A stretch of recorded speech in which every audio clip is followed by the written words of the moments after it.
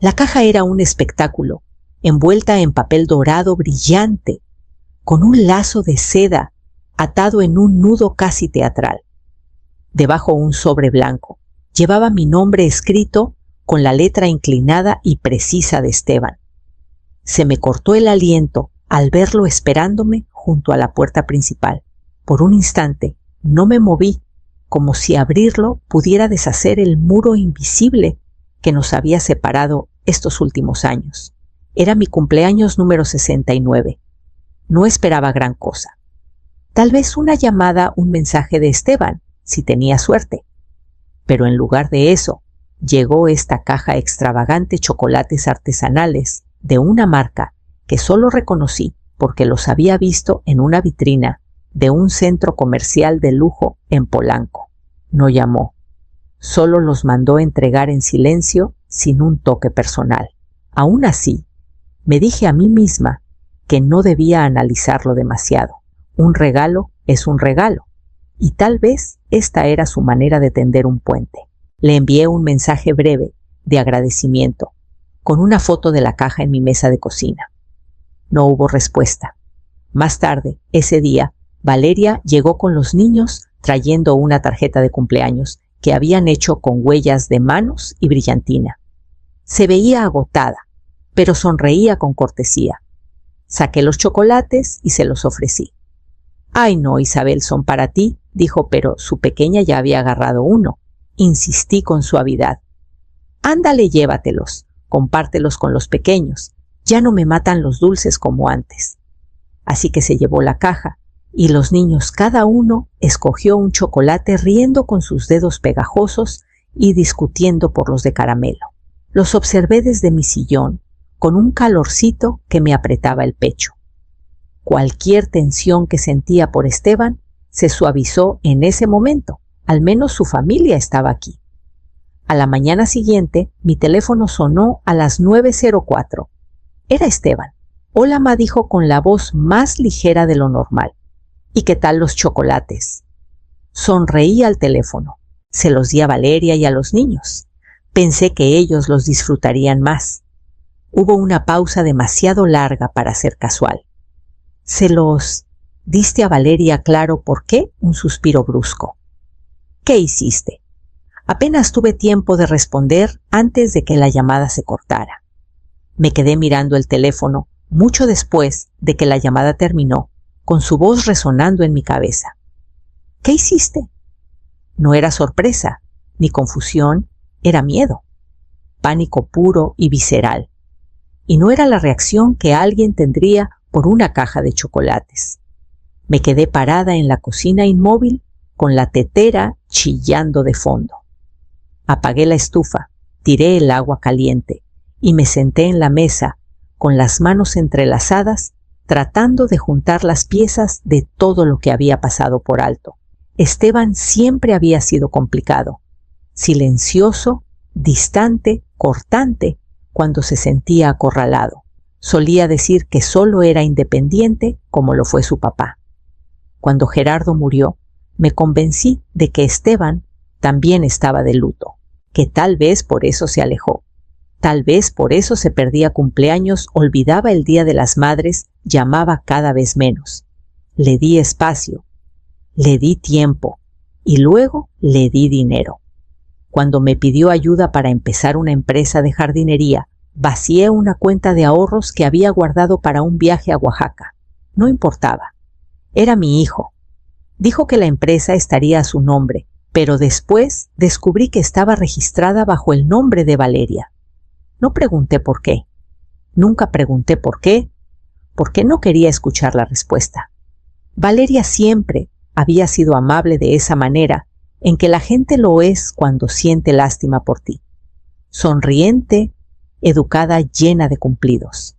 Isabel, criaste a un hombre increíble. Tu jardín siempre está tan bonito. Pero había algo cortante detrás de sus palabras, algo ensayado. Lo ignoré, igual que ignoré cómo esquivaba preguntas sobre el trabajo de Esteban o cómo los niños mencionaban estar con papá en el casino, aunque Esteban juraba que había dejado de apostar hace años. Las visitas se habían vuelto más frecuentes últimamente, demasiado frecuentes. Siempre se llevaban algo Tupperware, libros, hasta mi microondas de repuesto. Lo atribuí a la generosidad. Una madre ayudando a su hijo, una abuela siendo útil. Pero ahora, esa caja de chocolates estaba en el centro de todo como una llave que abría años de pistas silenciosas. Tomé mi teléfono con el corazón latiendo fuerte y marqué a alguien que podría saber más de lo que yo sabía. Todo empezó con un mensaje de voz de Valeria 3 días después. Su voz temblaba casi frenética, con ruido de fondo, niños llorando, puertas abriéndose, enfermeras hablando en tonos cortantes. Isabel, yo estoy en urgencias con los niños. No han parado de vomitar desde ayer. No sé qué pasa. Pensé que era un virus estomacal, pero no sé. Solo te aviso. No mencionó los chocolates. Pero yo sí. Esa misma tarde llamé a Carmen, una vieja colega del grupo de huertos comunitarios en Coyoacán. Había sido enfermera pediátrica durante 2 décadas y aún tenía contactos en una clínica privada de toxicología a través de su hija. Le dije que tenía una sospecha y le pedí que me ayudara a analizar algo con discreción. Envolví los 3 chocolates que quedaban en papel aluminio y los puse en una bolsa con cierre como si estuviera transportando joyas. Carmen no hizo preguntas. Solo asintió, tomó el paquete y me dijo que me llamaría en cuanto el laboratorio tuviera resultados. La espera fue de solo 48 horas. Cuando sonó el teléfono, ni siquiera dije, «Hola». «Es grave», dijo Carmen. 2 de los chocolates estaban limpios, pero el tercero y el cuarto, altas concentraciones de zolpidem y ciclobenzaprina. Sedantes fuertes. Uno solo podría noquear a una persona adulta. Los 2 juntos dormirías hasta en un incendio. Me senté lentamente, las rodillas cediendo, como si la verdad tuviera peso. Pensé que tal vez estaba siendo paranoica, susurré. «Isabel», dijo Carmen con voz firme, «no lo estabas». Esto no fue un error. No solo estaban adulterrupados, estaban dirigidos. Quien los puso ahí sabía lo que hacía. Nunca había sentido tanto frío en el cuerpo. Una cosa es sospechar manipulación, otra es tener pruebas de laboratorio de que alguien cercano había alterado algo que era para mí, pero no contaron con que lo compartiría. No contaron con que se lo pasaría a alguien en quien confiaba. Colgué sin decir mucho más. Luego abrí un cajón y saqué una carpeta de cuero que no había tocado en años, la que tenía los documentos de la empresa de Esteban y nuestro último documento notariado. Lo puse en la mesa, sabiendo exactamente qué necesitaba leer después. Invité a Esteban a venir con el pretexto de que necesitaba ayuda con las canaletas. Era la única manera de estar segura de que vendría. Como era de esperarse, llegó 1 hora tarde oliendo ligeramente a loción y café rancio, con una sonrisa tan ensayada como siempre. Ma dijo con los brazos entreabiertos, como esperando un abrazo. No me moví. «¿Café?», pregunté, ya dándome la vuelta hacia la cocina. Nos sentamos frente a frente, en la mesa del comedor, con el vapor subiendo entre nosotros. Revolví mi taza lentamente, mientras él tamborileaba los dedos contra la cerámica, mirando alrededor, como si intentara recordar dónde estaba la salida. «¿Cómo está Valeria?», pregunté. «Bien», dijo demasiado rápido. «Los niños ya están repuestos». Asentí, respiré hondo y dejé la cuchara. «Esteban», dije con voz calma y suave, «¿intentaste matarme?». Sus dedos se congelaron. Parpadeó, luego soltó una risa corta y nerviosa. «Ma, eso es fuerte». «¿Qué clase de pregunta es esa?». No respondí. En cambio, metí la mano en el bolsillo de mi cardigan y deslicé el informe del laboratorio doblado sobre la mesa. El papel temblaba ligeramente por la tensión en mis dedos. No lo tocó. Solo miró hacia abajo. Luego a mí. «¿No se suponía que...?» Susurró, pero se detuvo. Levanté la barbilla. «No se suponía que tragó saliva». Su voz se convirtió en algo entre un siseo y un gemido. No pensé que los compartirías. Mi corazón se apretó, pero mantuve la expresión firme. No se suponía que los compartirías, repitió como si decirlo de nuevo lo haría menos terrible. No, solo necesitaba tiempo para arreglar las cosas. Tiempo para cobrar un seguro, pregunté. ¿Para borrar tus deudas? ¿Para enterrar tu culpa bajo mi lápida? No lo negó. Nos quedamos allí en el silencio que sigue a la verdad. Se apartó de la mesa, murmurando algo sobre tener que irse, pero yo me quedé sentada, viéndolo correr hacia la puerta, como si las paredes se estuvieran cerrando. Después de que se fue, guardé el informe junto a los documentos notariados y abrí el cajón donde tenía el archivo marcado Esteban, personal. Recordé algo más que no había mirado en años. La carpeta marcada Esteban, personal, no se había abierto desde el año en que me pidió dinero por primera vez. Adentro había copias de declaraciones fiscales, solicitudes de préstamos que había cofirmado y un plan de negocios a medio terminar que una vez prometió hacernos sentir orgullosos a ambos. Estaba lleno de esperanza disfrazada de papeles. A la mañana siguiente llamé a Beatriz Salazar, mi vieja amiga y vecina, ahora abogada retirada. No preguntó por qué necesitaba un favor. Solo llegó con un maletín de cuero y sus lentes de lectura, se sentó frente a mí y dijo: «Empecemos». En 2 días, Beatriz descubrió más de lo que quería saber.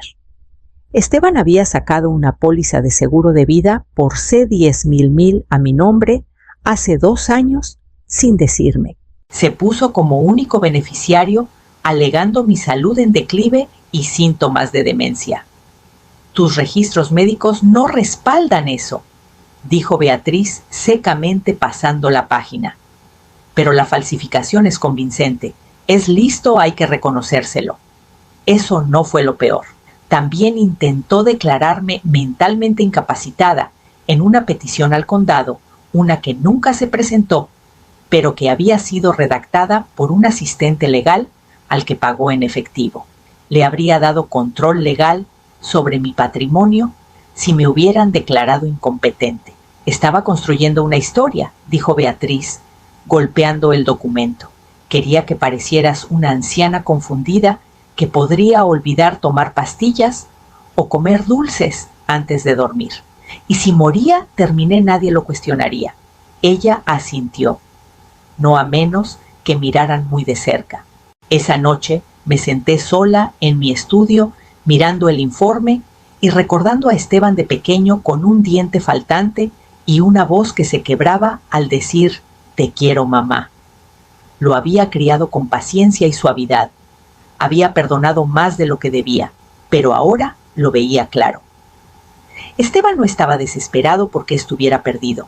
Estaba desesperado porque ya había tomado una decisión y yo también necesitaba tomar una. A la mañana siguiente, marqué el número de Valeria con una firmeza que no había sentido en años. Le pedí a Valeria que viniera a tomar un té. Sin niños, sin Esteban, solo nosotras dos. Aceptó sin dudar, lo que me sorprendió. Llegó con un suéter azul suave, el cabello recogido, la cara sin maquillaje. Al entrar a mi cocina, vi que algo en ella ya empezaba a romperse. Serví el té lentamente y me senté frente a ella en la mesa de madera que había sostenido años de conversaciones, algunas cálidas, otras amargas. Esta sería ambas. Valeria, empecé con suavidad. Necesito preguntarte algo y quiero que respondas no como esposa de Esteban, sino como madre. Sus ojos no se apartaron de su taza, pero asintió levemente.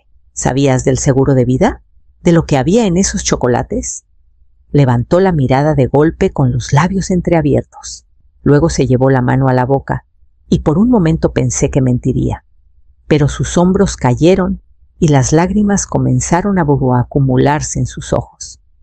No susurró. Isabel, te juro. Sabía que él quería la casa. Seguía diciendo que no la necesitarías por mucho tiempo. Dijo que estabas olvidando cosas, que te habían diagnosticado. Diagnosticado, repetí, manteniendo la voz firme. Le dijo que tenía demencia temprana. Incluso falsificó notas en una carpeta médica falsa que guardaba en un cajón de su oficina. Ella nunca lo cuestionó. Pensé que solo quería que nos mudáramos antes. Continuó con la voz quebrándose. Creí que se trataba de controlar las cosas, no de lastimar a alguien. No sabía que había llegado tan lejos. La estudié con cuidado. Estaba aterrada, sí, pero no por ella. Por sus hijos. Ahora tienes una elección, dije. Puedes ayudarme a sacar la verdad a la luz, o caer con él. Sus manos temblaban mientras agarraba el borde de su taza. No respondió de inmediato, pero el cambio era visible. La culpa, el miedo, la comprensión de que Esteban no solo era imprudente, era peligroso. Me levanté, fui al cajón y saqué la grabadora que Beatriz me había prestado. Luego la puse en la mesa y presioné grabar. Esa noche, después de que Valeria se fue con la grabadora escondida en su bolso, no pude dormir. Caminé por la casa en silencio, con el aire pesado, por todo lo que no se había dicho en los últimos años. Palabras tragadas, verdades ignoradas. Me senté en mi escritorio justo antes del amanecer y comencé a revisar un montón de archivos viejos de mis estados de cuenta de seguro médico.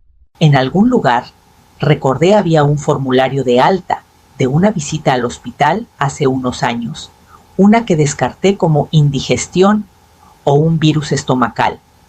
Ahí estaba fechado exactamente 3 años atrás. Me habían internado por vómitos severos y deshidratación. El médico había listado posible intoxicación alimentaria como causa preliminar. Había sido la noche de la llamada cena de reconciliación de Esteban la que trajo en envases de comida para llevar. Dijo que la había cocinado él, pero no quería dejar mi cocina desordenada. Recordé el sabor de la pasta, algo extraño, amargo al final. Solo comí unos bocados. Él y Valeria apenas tocaron la suya. Lo descarté entonces, agradecida de haberme recuperado. Pero al leerlo, ahora el contexto había cambiado. No era una coincidencia, era un patrón. Imprimí todo, junté los documentos del hospital con los resultados de los chocolates y añadí la transcripción que Beatriz había hecho de la confesión grabada de Valeria. La historia ya no estaba fragmentada. Era un plano. Llamé a Beatriz primero y luego a nuestro contacto en la policía. El detective que nos recibió en su oficina era callado, metódico y serio. Revisó los documentos lentamente, asintiendo, subrayando fechas y firmas. Esto ya no es solo un caso de fraude, dijo tras una larga pausa. Es premeditado y tienen una cadena sólida. No sentí triunfo, solo un leve dolor de duelo, no por lo que se perdió, sino por lo que nunca fue realmente. Programamos el reporte formal para el lunes siguiente.